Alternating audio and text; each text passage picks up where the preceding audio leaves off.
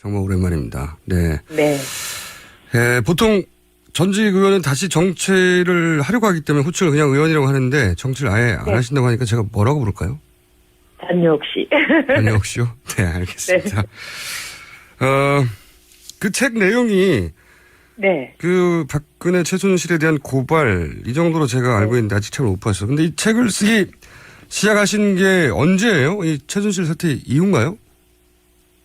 제가 그렇지는 않고요. 한 4년 동안 틈틈이 책을 써놨어요. 왜 그러냐면은 이 박근혜 대통령의 이 시대라는 것은 사실은 우리 사회에서의 그 모든 것의 그 적폐가 그대로 드러날 것이다. 저는 그런 예감이 있었기 때문에 이 책을 쓰자. 그래서 써놓긴 했는데 과연 이 책이 이제 세상의 햇빛을 볼 수 있을까에 대해서는 저는 반신반의했습니다. 또 하나는 그냥 무능한 정권으로 끝나기를 바라기도 했어요. 왜냐하면은 이 최순실과 그 모든 검은 장막 뒤에 그 실체가 드러나는 것은 박근혜 대통령의 수치를 떠나서 우리 국민 모두의 모멸감을 갖게 되는 참담한 상황이기 때문에 그런 마음도 있었기 때문에 굉장히 복잡합니다. 그래서 그간 써놨던 원고에 또 이런 상황에서 제가 거의 절반은 다시 다 손을 봐서 그렇게 내놓은 책이에요.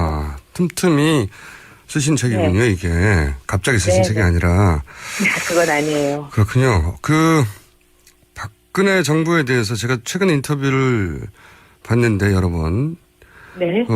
두려웠다는 말을 몇 번 하셨어요. 근데 그런 말을 하신 이유가 박근혜 대통령이 자신에게 반대하는 사람을 제압하기 위해서 동원하는 수단, 혹은 그 잔혹함, 이런 걸 지켜봐 왔고 잘 알기 때문인가요? 왜 이런 말씀을 하시는 건지. 두 가지가 있는데요. 저는 일단 이제 1970년대 후반과 80년대 초반에 대학을 다녔어요. 네. 그때 이제 유신 독재의 끝을 보았던 거죠.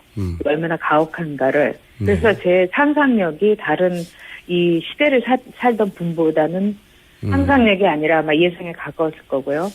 그리고 이제 그 박근혜 대통령을 옆에서 보면서 그 권력에 대한 그 집착이라든가 또 권력에 대한 이해도, 나름의 이해도가 우리가 상상할 수 없다는 거는 저는 느꼈습니다. 그리고 정부가 출범을 할 때 민정수석부터 시작해서 하다못해 그 김용갑 전 의원께서도 민정수석은 절대로 검찰 출신을 쓰지 말아라. 네. 이런 말을 했는데도 불구하고 민정수석부터 총리까지 다 검사 출신이었습니다. 그리고 그 검사 출신들이 하는 언행이라든가 또는 박근혜 대통령이 그동안에 하는 이야기 또는 정권의 그 속성을 볼 때 이거는 완벽한 공안 통치고 1970년대에 타임머신을 타고 돌아갔구나. 그런 점에서 제 공포와 두려움이 체득이 됐고 실제로 제가 그동안에 협박이라든가 여러 가지 그 상황 같은 거는 제가 감수하고 감내해야 된다고 생각을 했습니다. 그래서 그냥 집에서 가만히 있었죠, 뭐. 네. 구체적으로 제가 이제 이런 질문을 드리는 이유 중에 하나가 검찰, 경찰, 사법부 여기까지는 충분히 누구나 할 수 있는 이야기인데 그런 기관들을 동원해서 압박한다. 근데 이제 보이지 않는 어둠의 권력까지 총동원 이런 말씀하셨는데 국정원 혹은 범죄 집단 이런 정도로 상상하면 되는 겁니까? 어둠의 권력? 그렇죠. 네. 그렇습니까? 제가 이 질문을 드린 이유가 있어요. 저도 박근혜 대통령 주변을 오랜 시간 탐사 취재하면서 어떤 사건 실체에 다가가면 다가갈수록 무섭다. 제가 타고난 성격상 정말 겁을 안 먹는 편인데 오싹하다 하는 경험을 몇 번 한 적이 있거든요. 그래서 혹시 그런 걸 보거나 듣거나 아는 사람이 보면 모르는 사람은 안 보이는 것도 보이니까 그런 경험을 직간접하신 게 있으신가 싶어서. 있죠. 그리고 저도 사실은 겉모르고 살았던 사람이에요. 그러나 제가 박근혜 정권을 경험을 하면서 저는 아시다시피 노무현 정권에서도 굉장히 그 조사를 한다든가 이런 거를 제가 느꼈죠. 그런데 그때도 제가 좀 두렵긴 했습니다만은 그 두려움이 박근혜 정권에서 느낀 것보다는 덜했어요. 그래서 그게 제가 한나라당에 들어가서 제 정열과 또 제가 갖고 있던 돈도 많이 쓰고 이러면서 제가 원했던 세상을 만들려고 했던 제가 얼마나 순진했나. 그런 게 참 슬펐던 기간이었습니다. 왜냐면 그런 경험을 직접 해야만 이해할 수 있는 게 있거든요. 이게 굉장히 무섭거든요. 그리고 그런 걸 알면 이제 생활 자체가 달라지게 되는데, 이 정치를 멀리하고 조용히 사신 게 그런 영향이 아니었나 싶어가지고.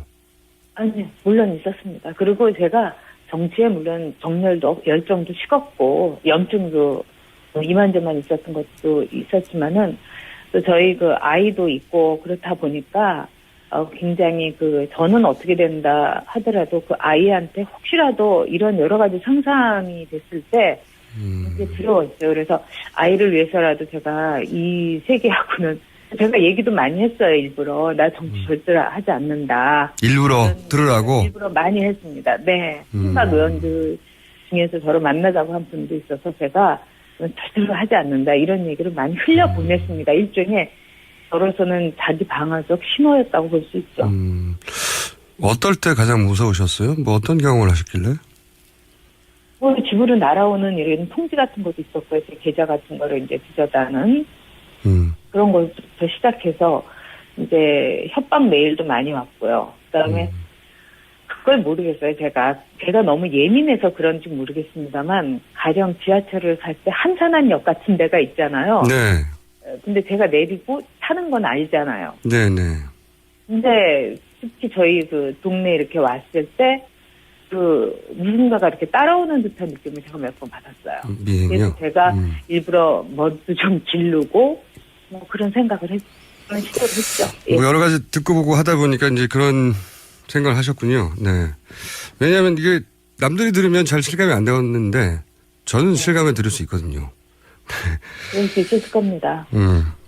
그 다음에 직접 스튜디오에 오셔서 좀 더 구체적으로 얘기를 하기로 하고, 최근 있었던 일 중에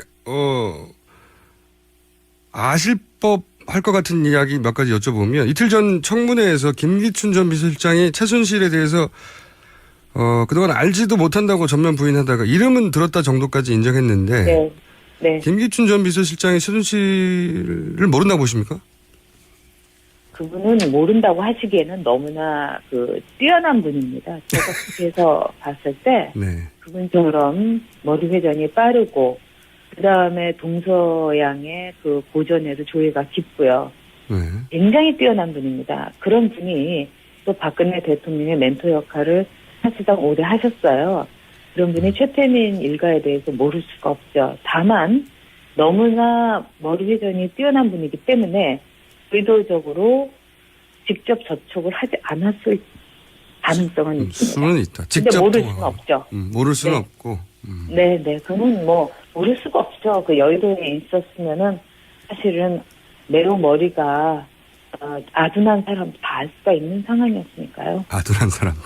네. 네. 정윤혜 씨도 잘 모른다고. 이건 더 말이 안 되는 것 같은데요. 그때 과거 비서실장까지 했었는데 당시 그렇죠. 제가 알기로는 네. 근데 대표가 되기 전까지 비서실장을 양반이 비서실장이라는 직책도 없지만 보좌관을 했습니다. 그것도 무려 7년을. 또 모를 수가 없죠. 왜냐하면 김유춘 비서실장이 그때는 국회의원이었거든요.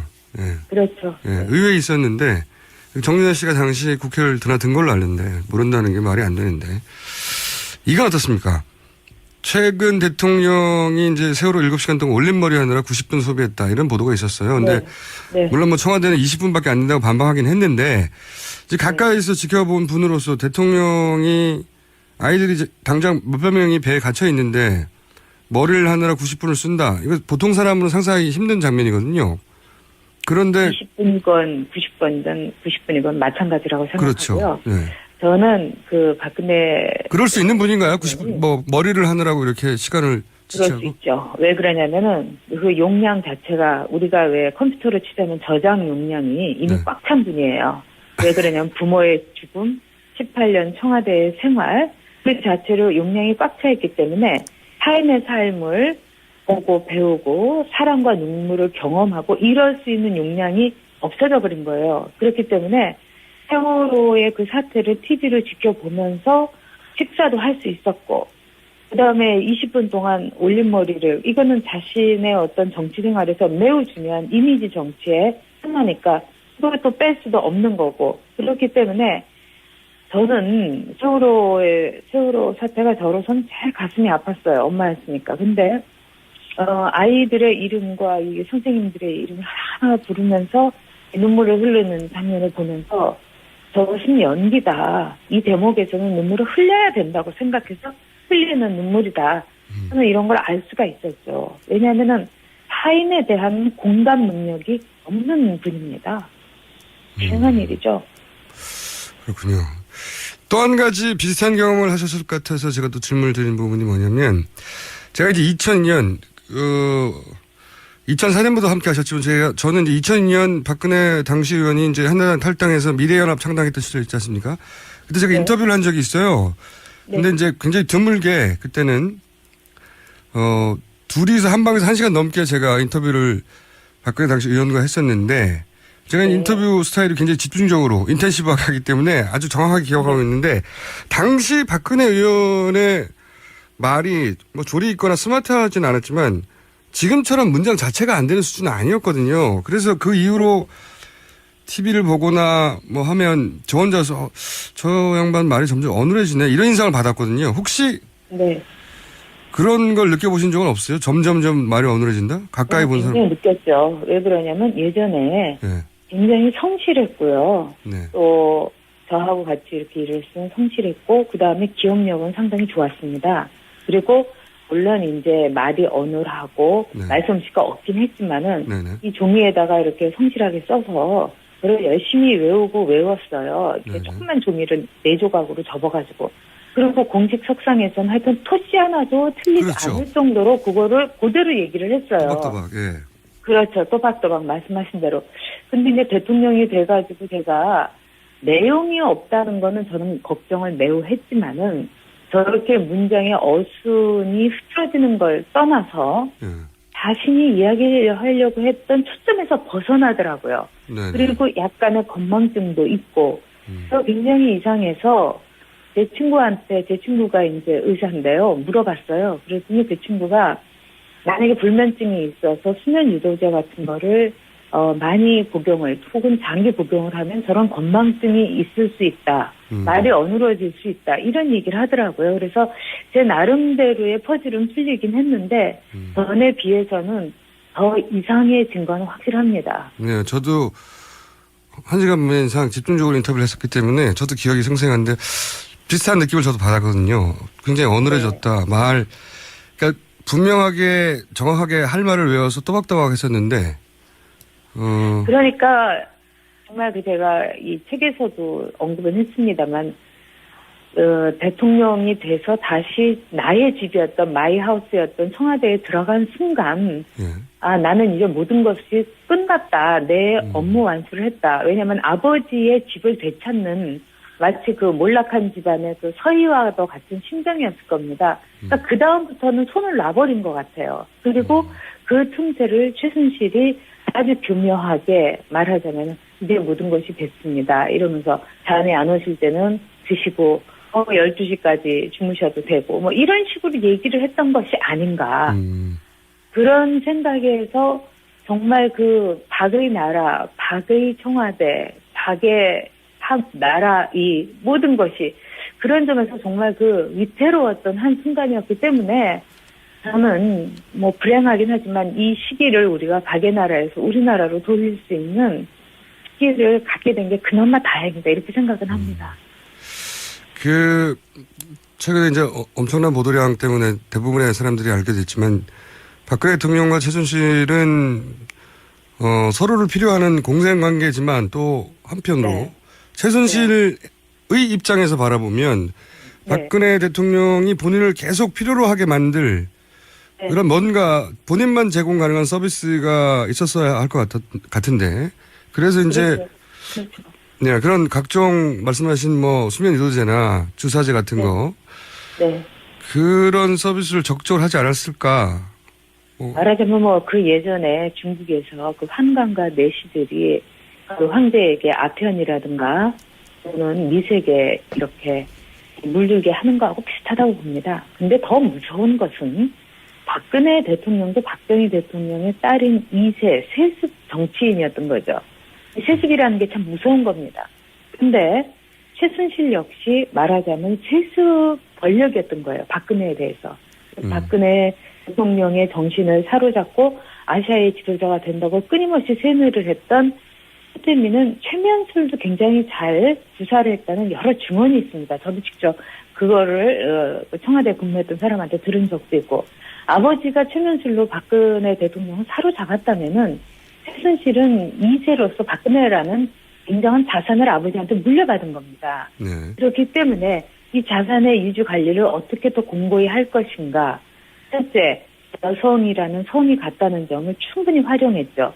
이 모든 장친구부터 모든 생활을 완벽하게 챙겨줌으로써 없이는 꼼짝도 못하게 만드는 네. 그런 첫 번째 과업. 두 번째는 아마도 그 미용이라든지 아름다움이라든지 이런 거에 대한 어떤 본능을 이렇게 부추기면서 또 박근혜 대통령이 아무래도 그 퍼스트레이드 일이 대통령직인 줄 알았다가 해보니까 이게 보통 힘든 일이 아니란 말입니다.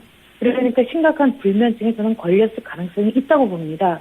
그 과정에서 이런 수면 유도제 같은 거라든가 이런 거를 통해 가지고 그 박근혜 대통령을 또 약물로서도 또는 여러 가지 미용 주사제라든가 그런 여러 가지 상황을 통해서 권하면서 자신의 권력을 더 공고히 하지 않았을까 이렇게 생각합니다. 가까이서 보신 분으로서 이제 그런 추론을 하시는 거고. 네. 최근에 제가 이제 보도된 인터뷰를 여러 번 봤는데 개인적으로는 가장 인상적이었던 게 이 보수에 대한 평가예요. 이제 본인이 한때 보수 정치인 중에 이제 가장 뭐랄까 화려하고 날카로운 말, 글로 이제 진보 진영을 공격하셨던 분인데 제가 기억하기로 유시민 전역 100분 토론 대단했죠. 예, 기억하는데. 네. 그런데 이제 최근 인터뷰를 보면 우리나라 보수 정치에 대해서 정치적 소견이 바뀌었다. 이렇게 표현하기보다는 한 사람이 인간으로 이 세상을 보는 시각이 좀 달라졌다. 그런 인상을 받았거든요. 어떻습니까? 저를 잘 모르시니까. 네. 저도 네. 아마도 그 김어준 선생님 내부에 보수도 있을 거고 진보도 그렇죠. 있을 겁니다. 네. 저도 그렇습니다. 여성 문제에 대해서는 매우 진보적인 생각을 갖고 있고요. 네. 근데 저는 그럼에도 불구하고 제가 보수적인 부분이 많은 건 보수는 자유와 선택을 매우 존중을 합니다. 그리고 네. 시장을 존중을 하고요. 네. 그런 점에서 저는 보수의 길을 선택을 했는데 제가 그 보수주의자로서 한나라당에서 또 표현을 하면서 정말 그 보수 진영에 대해서 실망했습니다. 절망했어. 그 사람들은 진짜 보수의 그 본질을 모르고 있더라고요. 공부도 안 했고 그리고 보수의 길을 간다는 게 얼마나 눈물겹고 처절하고 힘든 길인가에 대한 생각도 없고요. 정말 세월호에서 아이들을 구해내지 못한 것은 진보진영의 문제가 아니라 보수의 치욕입니다. 적어도 보수는 유능하긴 했어야 되죠. 행동하긴 했어야 되죠. 그런 점에서 또 보수들이 굉장히 오염됐다는 점, 그런 점에 대해서 제가 매우 실망을 했다는 거죠. 그리고 박근혜라는 하나의 그 인물에 대해서 충성하는 것이 마치 보수의 본질인 것처럼 절대로 그렇지 않습니다. 보수주의자들은 이념과 가치에 대해서는 자기의 로열티를 가지지만 어떤 인물에 대해서는 절대로 로열티를 갖지 않습니다. 저는 그래서 사람에 대해서 충성한 적이 없습니다. 앞으로도 그럴 일이 없겠고요. 그런 점에서 제가 몹시 절망했다는 그 표현이죠.